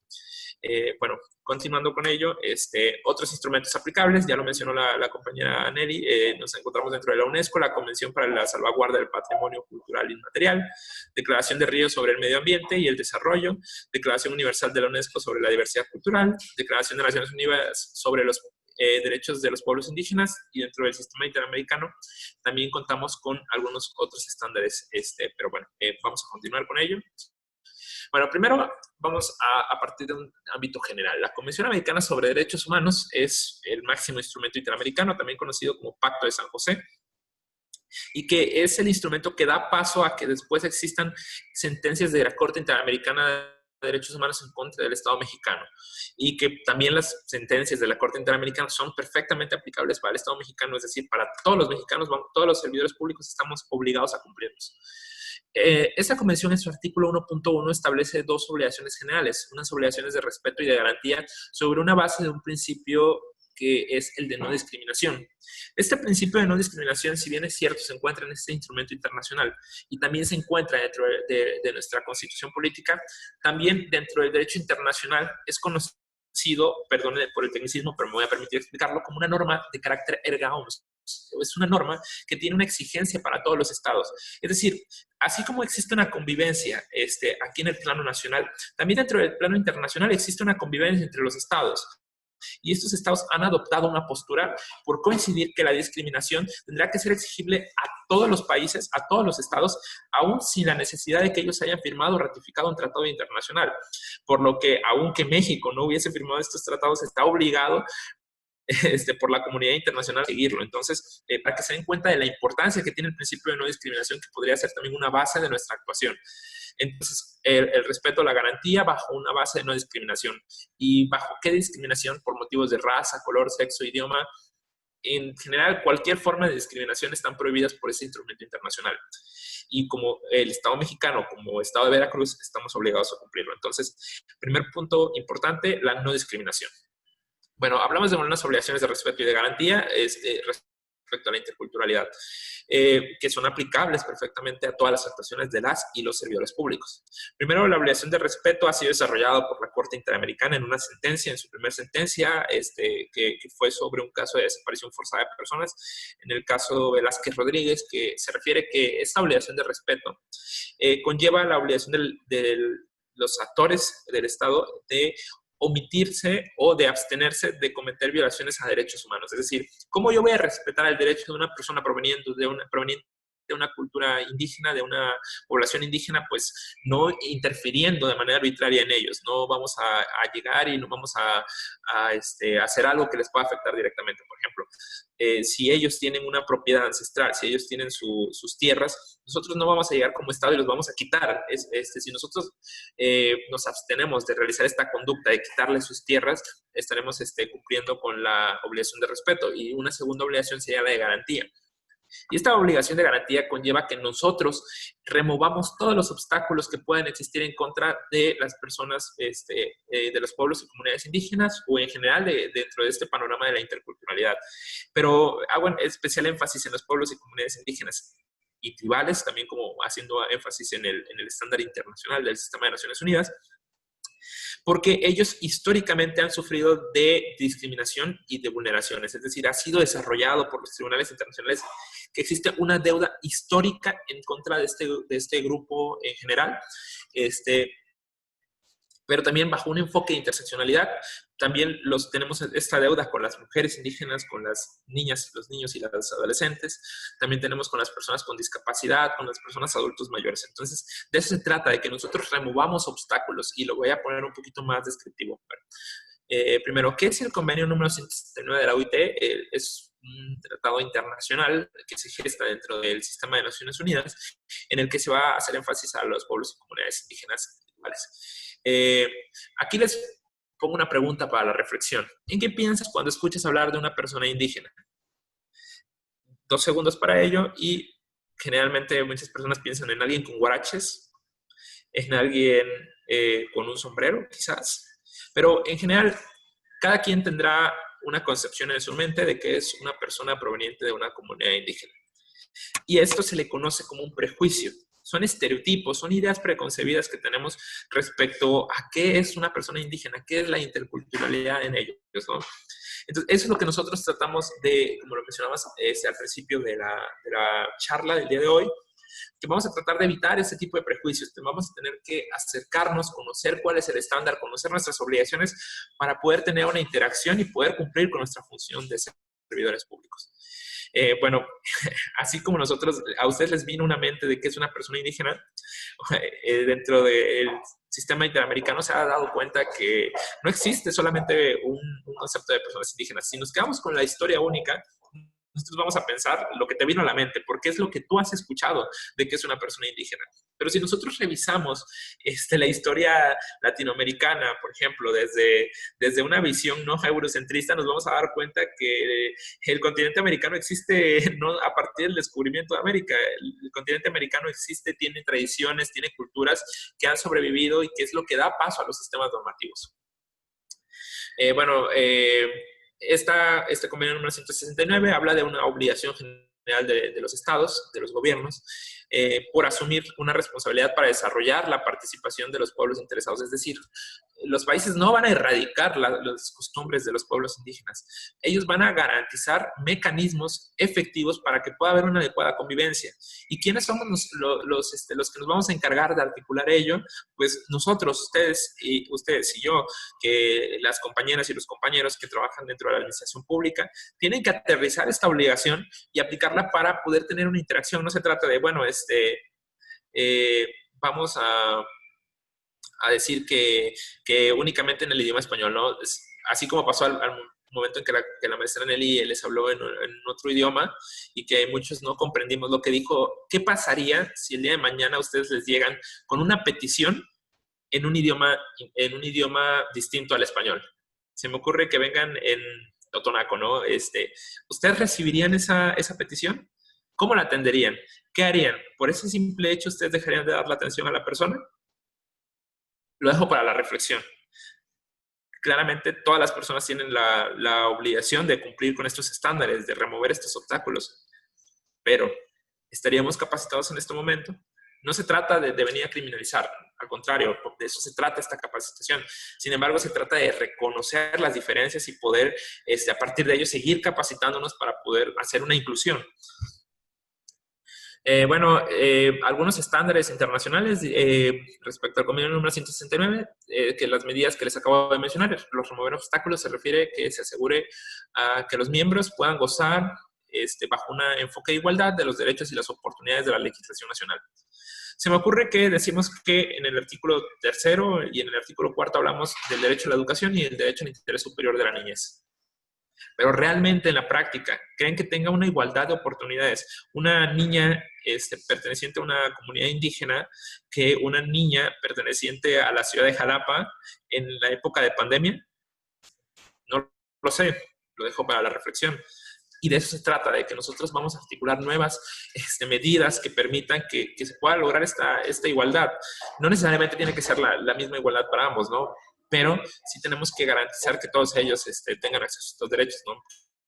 Y más aún en tiempos de pandemia, ¿no? Bueno, también que promuevan la efectividad de sus derechos sociales, económicos, respetando su identidad social. Es decir, tampoco tenemos que tener un enfoque paternalista, no vamos a decir, ay, los pueblos y comunidades indígenas, pobrecitos. Es lo que pasa, ¿no? Vemos a una persona bajo nuestro estereotipo de persona de comunidad indígena, no vamos a venir a decir, ay, pobrecito, tú no puedes hacer las cosas, tengo que venir yo y voy a garantizarte tus derechos porque tú no lo puedes hacer. No se trata de eso, se trata de que reconozcamos las diferencias y a partir de ello tener un diálogo que nos permita pues que ellos manifiesten cuál es su interés y cuál es la forma en la que se puedan respetar sus derechos humanos. Y bueno, que se ayude a eliminar las diferencias socioeconómicas. Esto pues quizás es un poco difícil, sin embargo, es, como lo decía la compañera Nelly, es una utopía, pero nuestras acciones deben estar encaminadas a cumplir con esa utopía, que es lograr la reducción de las desigualdades a la mayor medida posible, que el hecho de que tú nazcas en una comunidad indígena no sea un factor determinante para que tú logres acceder o no a un derecho. Bueno, en la Constitución Política surge ya una obligación ya más específica, y cuando dice que todas las autoridades en el ámbito de las competencias tienen que promover, respetar, proteger y garantizar los derechos humanos. ¿A qué autoridades se refiere este artículo? A todas las autoridades, como aquí viene muy claramente, ¿no? Todas las autoridades, y todas las autoridades son todas. Entonces, nosotros tenemos que, como servidoras y servidores públicos de la administración pública estatal, pues, de acuerdo a cada una de nuestras competencias, pues poder ir articulando, ¿no? Se me ocurre dentro de la Dirección de Cultura de Paz y Derechos Humanos, pues quizás podamos tener una cercanía mayor con este diálogo intercultural.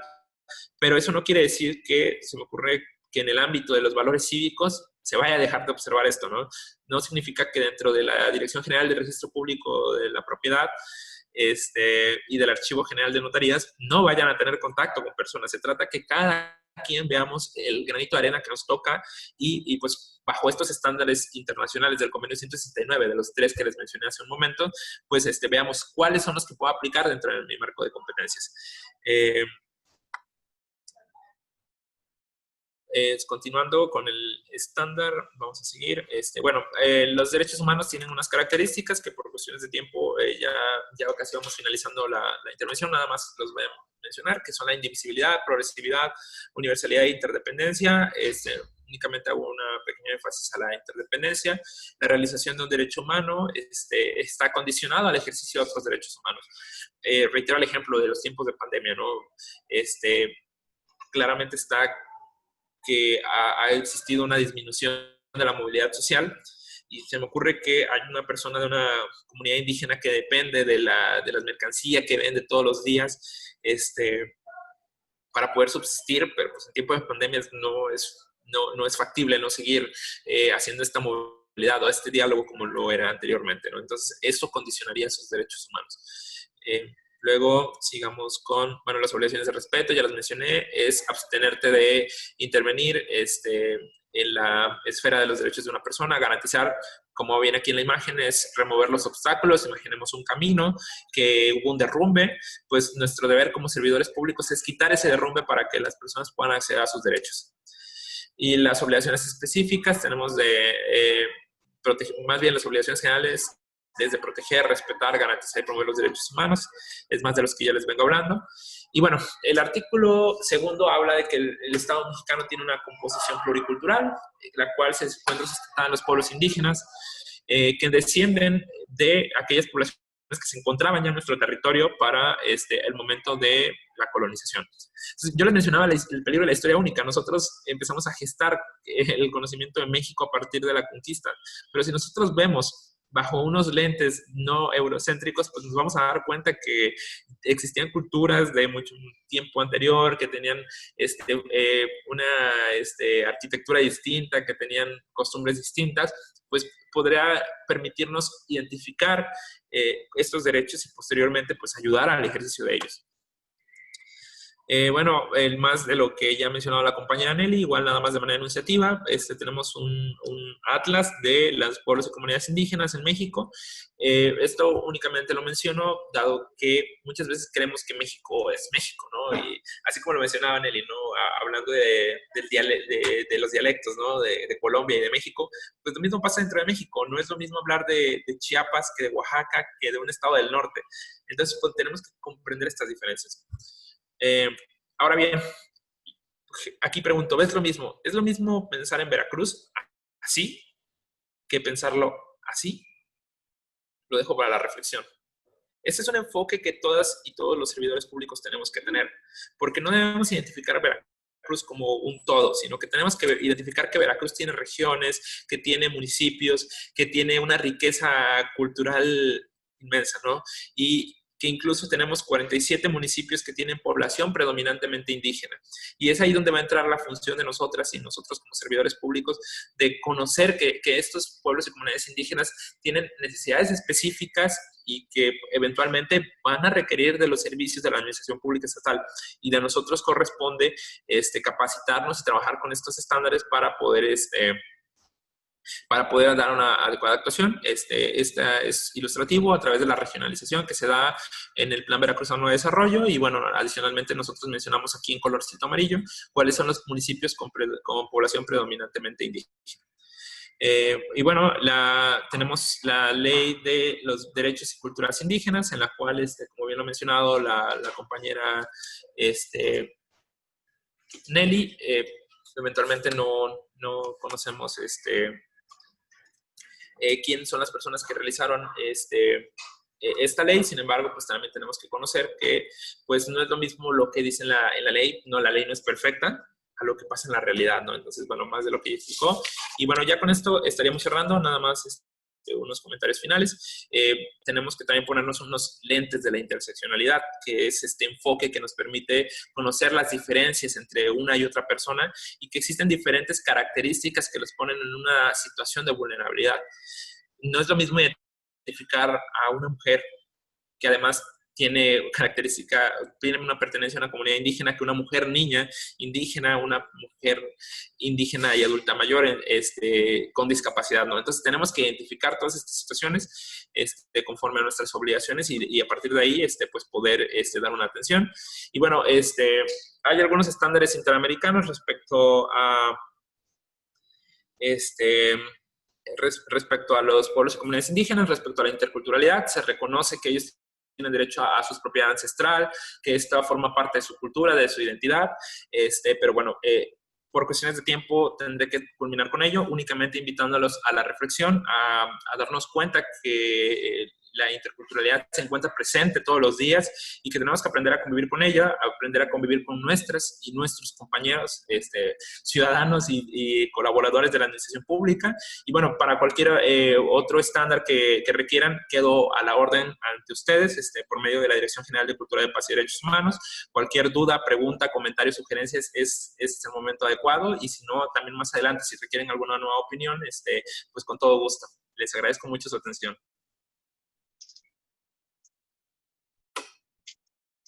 Sí, licenciado, parece que hay una pregunta ahí en el chat de Laura. Laura, nos molestamos si nos pone también sus datos completos, por favor. Dice, ¿a qué autoridades se podría recurrir si no se atiende a alguna persona por ser indígena? ¿A qué autoridades se podría...? Ok. Perfecto. Bueno, primero tenemos que identificar de qué autoridad nos encontramos hablando, ¿no? Es una obligación que todas las autoridades tienen que dar la atención a las personas. Sin embargo, si nosotros ya hablamos de que por el hecho de ser indígena no se le esté reconociendo, no se le esté permitiendo dar una atención, ya estaremos hablando de violaciones a derechos humanos. Y esta es una responsabilidad de cada una de las dependencias. Entonces existen algunos mecanismos. Por ejemplo, alguno de ellos se encuentra dentro de la Comisión Estatal de Derechos Humanos, ante quien se puede presentar una queja por estos actos discriminatorios, y ellos recibirán la queja, la estudiarán, la analizarán, se dará el acompañamiento y después de una investigación se le solicita información a la dependencia que presuntamente haya violado derechos humanos.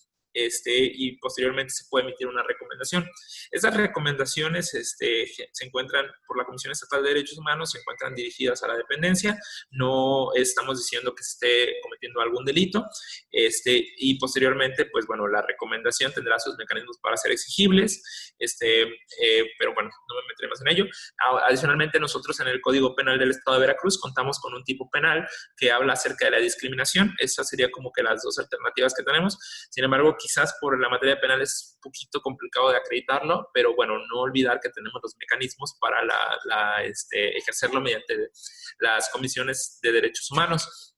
Claro, retomando la cuestión de las utopías, no sería un ideal que nosotras y nosotros como servidores públicos cometamos estas violaciones a derechos humanos. Es importante que conozcamos qué es lo que se puede hacer en caso de que se cometa, pero bueno, a partir de ello reconocer que estas capacitaciones son precisamente para ello y buscar que se reduzcan este tipo de actos discriminatorios. Espero haber contestado a la pregunta.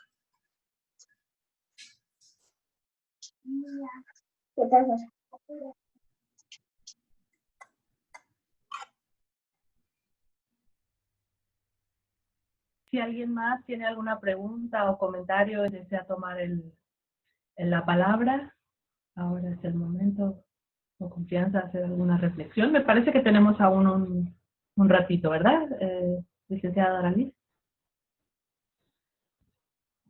Sí, adelante, licenciada. Licenciado Irán, muchas gracias, que también abonó a la respuesta muy amable. Sí, no sé, no tenemos otra pregunta. Nuevamente les solicito pongan su nombre completo para emitir la constancia correctamente. Por favor, porque tenemos CAEF 4830, no sabemos de quién es, no identificamos el nombre. Y también hay alguien más que está como invitado, tampoco identificamos a quién corresponde, así como la persona que hizo la pregunta, la señorita Laura. Igual no sé si por favor pudieras por favor de enviarnos su nombre completo. Y bueno, no Muy sé. bien. Perdón, mientras se animan entonces Claro, por favor. me gustaría, si alguien más quiere tomar la palabra, me gustaría apuntar otra cosa que surge de lo que el compañero Francisco nos presentó.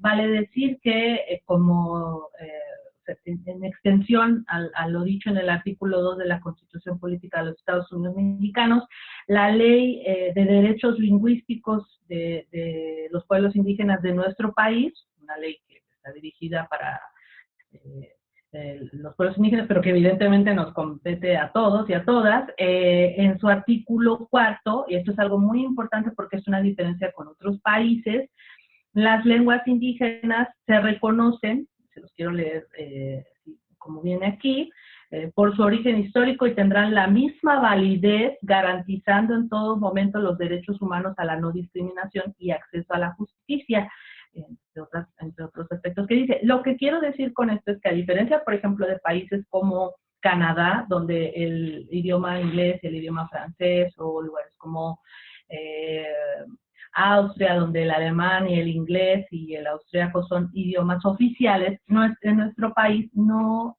contamos, a menos que me corrija el compañero Francisco, con idiomas oficiales como tal reconocidos en la ley, sino con lenguas nacionales. Y las 68 lenguas de los pueblos indígenas, los grandes conglomerados lingüísticos que ya les mencioné y de los que les presentó el compañero Francisco en su apartado, un mapa y un cuadro en mi caso, son lenguas nacionales con el mismo valor que el español, lo que implica que si una persona asiste a mi dependencia, a mi competencia con un oficio en su idioma, él está ejerciendo su derecho a utilizar su idioma, y la que está obligada, la persona que está obligada a resolver esa situación soy yo. Entonces soy yo en mi dependencia, con el apoyo de otras dependencias que tienen la competencia para ello, quien debe buscar la manera de traducir, interpretar y responder, atender de forma pertinente esa solicitud de la que se trate.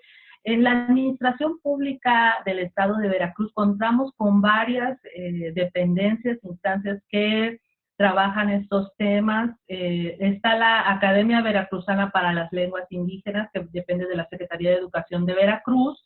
De manera física están aquí en el centro de Jalapa, en el edificio de Radio Mundial, pero ustedes las encuentran en las páginas sociales del gobierno del Estado de Veracruz. Ellos tienen hablantes, intérpretes y traductores de más o menos todas las lenguas que se hablan en nuestro estado, o contacto con ellos y ellas. Está también el Instituto Veracruzano de Asuntos Indígenas, que es parte de la oficina del gobernador. Está aquí en Palacio de Gobierno, lo dirige la maestra Xochitl. La Secretaría de Educación también cuenta con profesores y profesoras bilingües en diferentes idiomas y variantes de nuestro estado. Las fiscalías, algunas, sobre todo las itinerantes, cuentan con intérpretes y traductores.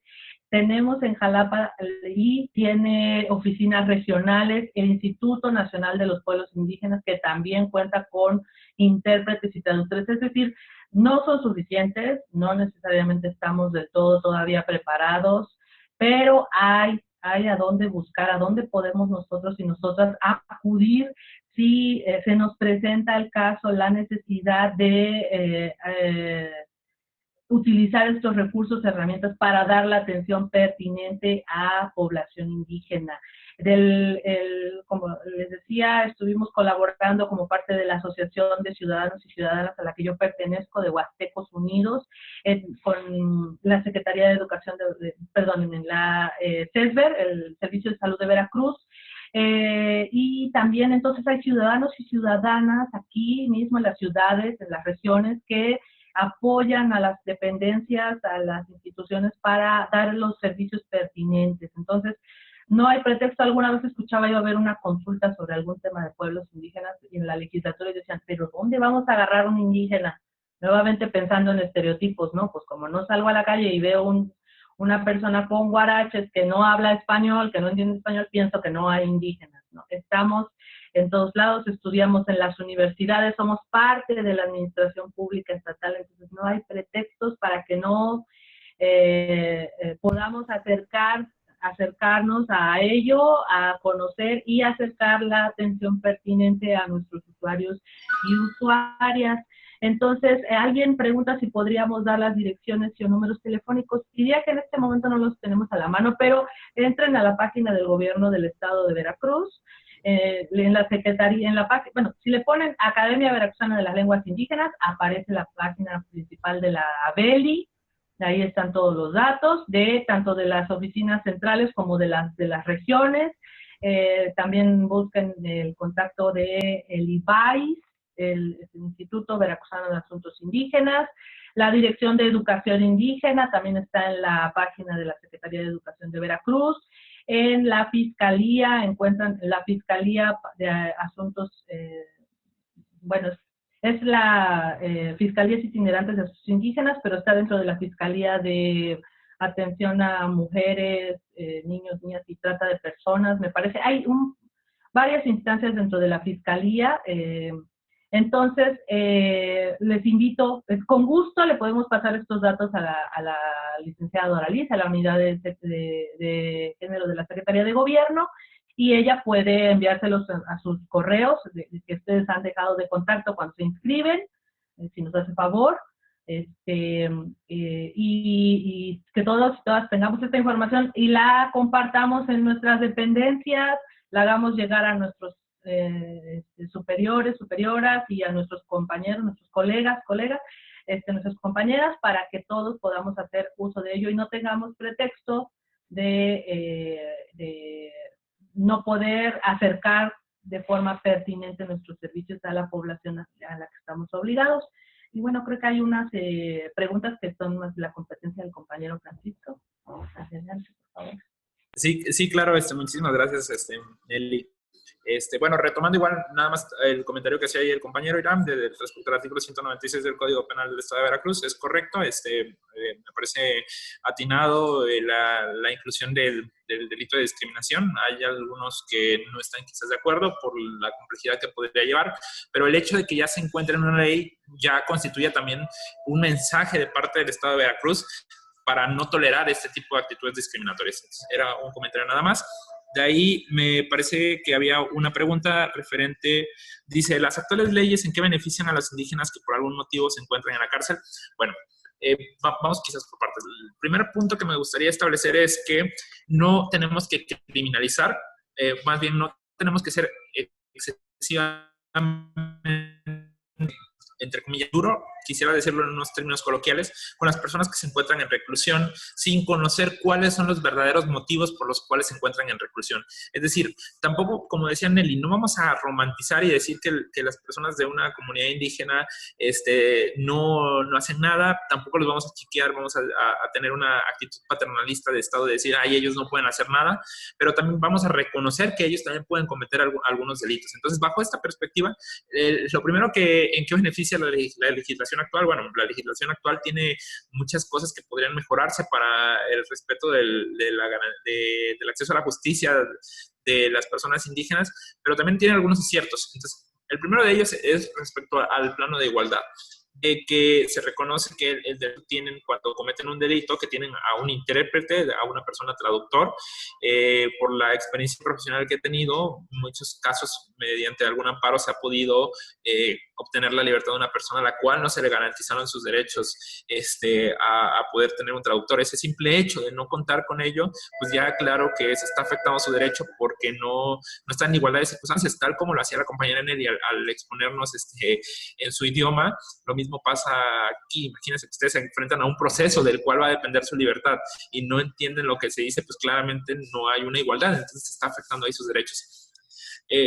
Entonces, durante todo el proceso van a tener una serie de derechos, en específico atendiendo a su pertenencia a una comunidad indígena, que se tendrán que respetar, ¿no? Se me ocurre el derecho que ellos tienen a ser juzgados por sus autoridades dentro de su sistema normativo, ¿no? Ese es un derecho que se viene reconocido en el Código Nacional de Procedimientos Penales desde la Constitución y en el plano internacional.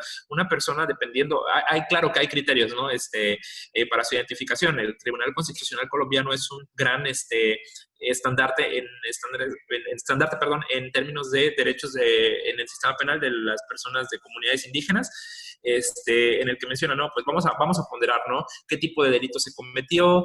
¿Quién es el sujeto activo? ¿Quién es el sujeto pasivo? Y a partir de ello, pues ellos podrán ser beneficiados de poder ser juzgados por su sistema normativo interno o ser juzgados por la justicia ordinaria, ¿no? Pero otro derecho que ellos tienen es eso, de que incluso no solamente recibir un traductor, sino también llevar todo un proceso de acuerdo a las leyes o las normas que tienen dentro de su comunidad indígena.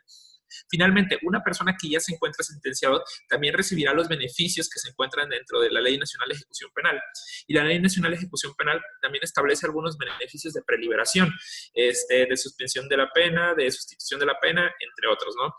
Entonces, dentro de este catálogo de medidas de suspensión de la pena, pues ellos, atendiendo a sus propias características, es que podrán ser beneficiados. Y finalmente, no tiene mucho, este año fue publicada una ley respecto a la ley de amnistía, que en un primer momento fue criticada por algunas personas que todavía no conocían la ley de amnistía. A una consideración personal y bajo el enfoque de derechos humanos, me parece que es atinado este concepto de amnistía, porque se comprende bajo el estandarte de la justicia social, de lo que les mencionaba hace unos momentos. No hay personas que por cuestiones estructurales se encuentran en la cárcel. Dentro de administraciones pasadas hubo muchas violaciones a derechos humanos, muchas personas a las cuales se les enjuició sin ser responsables, y por el hecho de no tener un traductor, pues no se pudieron defender. Entonces, esta ley de amnistía contempla en alguna de sus partes que las personas miembros de una comunidad, las mujeres y los hombres de una comunidad indígena, pues tendrán estos beneficios, ¿no? Entonces, va por esta vía, ¿no? En cuanto se publique la ley de amnistía para el Estado de Veracruz, podrán tener este beneficio, pero también la propia Ley Nacional de Ejecución Penal contempla estas figuras de suspensión de la pena, de sustitución de la pena, y bueno, también hay algunos proyectos sociales en los cuales también se apoya a las personas, miembros de comunidades indígenas que se encuentran en la cárcel de manera injusta, y como lo es la Red Inocente para Europa, y en su caso la Red Inocente de cada uno de los países latinoamericanos. Entonces, eso sería como que un panorama general respecto a las personas de comunidad indígena y el sistema de justicia penal.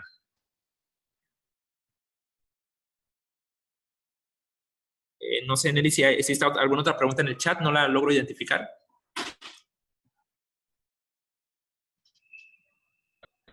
No, me parece que no. Quisiera, también finalmente, si me lo permiten, solo comentarles que en la Dirección General de Cultura de Paz y Derechos Humanos estamos elaborando, ya casi estamos terminados, una serie de trípticos informativos de diferentes temas de atención a derechos humanos que da no solo nosotros, sino que en general da la administración pública estatal, los ODS y otras dependencias del gobierno federal y incluso que apoyan en las regiones otro tipo de instancias, y pronto se las haremos llegar, si nos lo permiten, a través de sus correos de sus dependencias y de los personales que tengamos, para que nos apoyen también en la difusión. Uno de ellos es justamente sobre atención, dependencias que atienden a pueblos indígenas, en distintos temas. Entonces ahí vienen también direcciones, números, todo lo que en este día quizá no tenemos presente para darles, pero que nos pueda servir a todos y a todas. Es información sobre todo pensada para usuarios y usuarias, pero que evidentemente nosotros y nosotras sobre todo tenemos que tener presente. Entonces pronto se las haremos llegar, les agradeceremos el apoyo en la difusión, la colaboración que pueda haber en eso, la retroalimentación, para que sigamos generando una mejor función en la administración pública estatal. Eso por mi parte. Muchas gracias. No sé si alguien más quiere agregar algo por parte de nuestros ponentes. Al parecer es todo. ¿Sí? Sí, bueno, y si ya no hay ninguna otra pregunta, igual ya nada, finalizar diciéndole pues, que podamos continuar con ese proceso de capacitación. No quede nada más en una charla de un poquito más de 1 hora y media, que sigamos con estas redes, que si en algún momento tenemos alguna duda de cómo funciona las demás direcciones o organismos de la administración pública estatal, pues podamos ir teniendo un diálogo con ellos, ¿no? Entonces quizás algo que dentro de nuestra dependencia pues no sepamos, no basta nada más con decir, bueno, no es área de mi competencia, ¿no? Cuando llega un usuario, sino que también pues tener estos canales de diálogo constante, ¿no? Ver, bueno, yo no lo puedo hacer, pero la dirección lo puede hacer, la de Cultura de Paz, lo puede hacer el Instituto de Representación de Asuntos Indígenas, lo puede hacer la Academia de las Lenguas Indígenas, ¿no? Entonces es como una reflexión final y pues muchísimas gracias por el tiempo y por la invitación.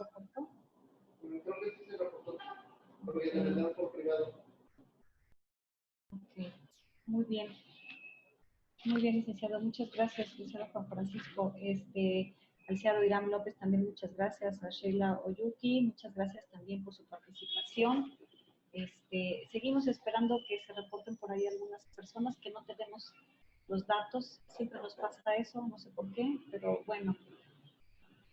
Y pues vamos a dar por concluida nuestra videoconferencia de interculturalidad, agradeciendo a todos los participantes y por supuesto a nuestros ponentes, la maestra Nelly Beth del Ángel Flores, el licenciado Juan Francisco Toscano Godínez, por supuesto a la Dirección General de Cultura de Paz y Derechos Humanos, a la maestra Mayra Ledesma, que por ahí la vimos, estuvo presente, muchas gracias, la maestra Yadira Santamaría, y por supuesto a la Secretaría de Gobierno, que hace posible esta videoconferencia en esta ocasión, una servidora, titular de la Unidad de Género de la Secretaría de Gobierno, Doraliz Martínez Cuervo, agradece a todas y a todos ustedes su participación.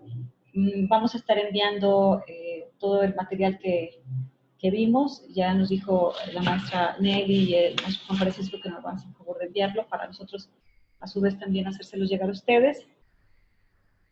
Y bueno, sin otra cosa que agregar, nos despedimos. Por favor, si nos pueden activar su cámara, gracias, Irán, para tomar la foto. Se pueden activar los lentes y para que salgan bien. Exacto. Ustedes me dicen, a mí me parece Contreras, un saludo por ahí, nos está viendo también. Sí, muy bien. Vamos entonces a tomar la captura. Ustedes me dicen, vamos a la de 3. 1, 2, 3.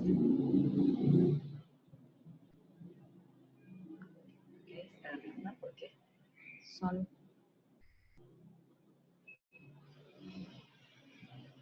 Okay, ahora va la segunda, es que somos 42, ya somos 42 participantes.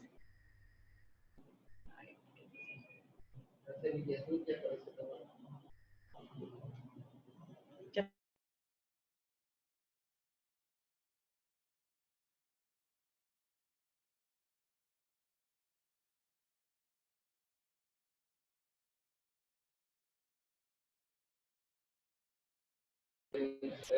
Bueno, disfruten de los tamales, del pan y de sus muertos, por favor.